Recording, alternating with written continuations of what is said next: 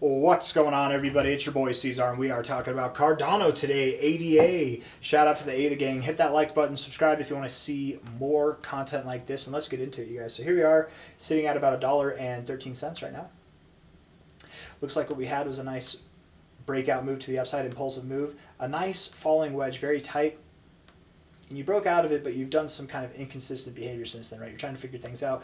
I suspect that if you treat this more like an overall consolidation phase, it might be easier to understand when we're breaking out, right? Because if you look at it like, oops, I deleted it. It's okay. If you look at it like it's a falling wedge that we've broken out from, well, we've already broken out of it. But if you look at this more as like a range, you put a line here at these highs, you can see that you found resistance at this area, you found support in this area, right?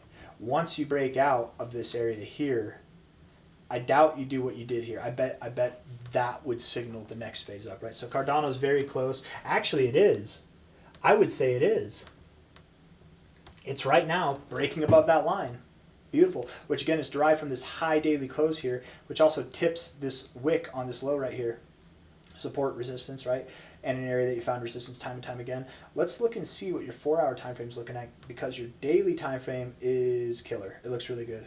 Really, really bullish, yeah. Super bullish, you guys. It's about to break out, I think so, with the daily time frame. I want to see the shorter time frames and just see if that all checks out. Let's start with the hour, and then we'll build up to the 4-hour. So the 1-hour time frame looking very dominant, yeah. Living above the 50, right? Oops, come on now. Come on. Right, you're living above the 50. You're finding support here. You're not in the oversold zone finding support. You're finding support here, but you're finding resistance here in the overbought zone. It's beautiful. 1-hour time frame looks very bullish. Higher lows bouncing off the 50. It looks like you want to get into the overbought zone again. Bullish. Bullish as can be. 4-hour time frame here, also bullish as hell. It's really about to rip, man. Here's the deal with these shorter term RSIs are telling me, is like relative to this move here. Relative to this move, this has been nice. But what we're about to see when we break out, it's going to be nicer. It's going to be even more extreme. So if you've enjoyed what's been happening since the 13th of January, right? And it's the 16th, 17th now. It's the 17th now. 16th for some people in the western parts of the world. 17th for the eastern side, right? And probably 17th for any person who's watching this in about 2 hours. When we break out of this, whenever we do move up, whenever this RSI gets into the overbought zone again, we see stronger readings. We're probably going to see a move that's more in line with this than a move that's in line with this. Does that make sense, right? Because this move, while it didn't take us as high, I guess it took us basically as high as this move, but from a low to a high, you can just see the rate of growth is a lot faster than this low to high, right? They're both fast. They're both great. We'll take either of them. We could take one that's at half the pace, right? That's still fine. But you can see slightly lower, slightly faster move. I would expect that this move does pick up the pace whenever you break out. That's all I'm trying to say. The line to watch right now is at $1.12, $1, you're basically above it right now, man. Let's say $1.12, $1.125. When you're above there, which you are, and you close 4-hour periods above there, you close a daily period above there, that's how you know that you're breaking out. And if you're breaking out, where's that move going to take you? We revert back to the daily time frame and we look at the relative high to low here. I expect, by the way, and for any high to low fib range, the zones are as follows, right? The 1272 to the 1618, that's a zone in itself. The 1886 to the 2618, that's a zone in itself. I suspect, and I call it the primary target zone, secondary target zone, right? That's that. And then you've got higher zones than that even, right? The what do they call that? We can call that the heaven zone. I don't know, the sky zone. We'll call it the sky zone. Not ripping off sky zone, which is actually a trampoline park. But anyways, even though this is the primary area that I normally would expect we find resistance at, we turn around, we can try again later, something like that. Because this is such a small fib range to measure from, I actually theorize that we might interact with this area. You know, we might find turbulence here and there. I think that we're not going to see any kind of significant correction though before moving higher. I think at the most we might just find a little turbulence on our way up, and we're really not going to stop until we see this secondary area, which is anywhere from about $2.16 to $3.25, and it could be even higher than that. There is a possibility to see targets as high as $3.77 and $4.30 as well, right? These targets, though outside of the secondary area, sometimes they can be considered as the secondary area as well. Sometimes they can be, I will say. And I go back and forth with this in my own head. I haven't really done it so much on the channel, but I almost want to identify this as the primary zone, and then this as the secondary zone, personally. And there's times where I think that's appropriate. I'm still trying to just like figure out how I would go about addressing that. I haven't worked it all out completely yet, but there are times where that makes more sense than having it done where you have a primary zone, a secondary zone, and a tertiary zone. But anyways, I'm getting off on my own logics here, man. This is for something else. All I'm trying to say is $1.12 now. I believe personally, likely you're going to see at least 216, if not at most 430, based off of this fib. Let's see if we can make sense out of that on other time frames. Okay, we're looking at the weekly time frame here now. We're zooming way the hell out. We're going to delete everything. And we're going to take a high here to a low here and see if any of those fibs line up with the things we were just talking about. So there, $2, nice. $3.20, nice.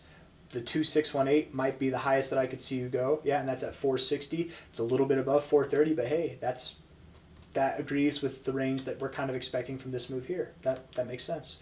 If we take a high to low here, high to low here. Come on now, you want it, you know, there we go. Low there.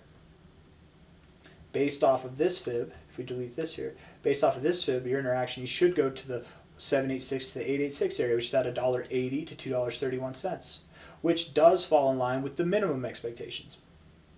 But I do have a theory that Cardano might, instead of stopping at the 886, it might go all the way up to its all-time highs. I actually do think it'll like double top, if not go just above its all-time highs. And I think this move will happen by the end of February. That's kind of my expectations. And we'll see. We don't know, but the reason why I'm kind of bypassing this area that I would normally accept as our target area, the reason why I'm thinking we might go a little bit higher this time is because of the bull flag that you're in right now, right? This pattern here. If you take this bull flag from a high or a low to a high and you project it out, right, this is the measure move of this pattern. That measure move takes you basically right there, right above your all-time highs, right? And not only is that the measure move of this pattern, but we just gave like 4 different measurements, 4 different ways of measuring fibs and other indicators that would suggest that you go up to these areas, right? At least something, if not at the all-time high, something that's just below it or just above it, right? Something in that area. If we're looking at the weekly time frame here, bouncing off the 60 is a bullish as hell thing, man. I mean, the last time you bounced off the 60, what'd you do? Okay, to be fair, the last time you bounced off the 60, it wasn't that bullish. But different kind of circumstances now, much more bullish move than it was back then. Similar readings on the RSI. I'm expecting a different result. This time you had a lower high with bearish divergence, right? Higher highs and lower highs. This time I suspect you'll have a higher high and you won't have the bearish divergence. So I think you're going to get the move this time that you were looking for this time, but you didn't get, right? I think you're going to get it this time. And again, another reason beyond that is this move here, it was held down because you're at the golden ratio. You're at the, oh no, that wasn't the golden ratio. This move was held down by the golden ratio. Well, still, 382.5, that's the first area you'd stop at before the golden ratio.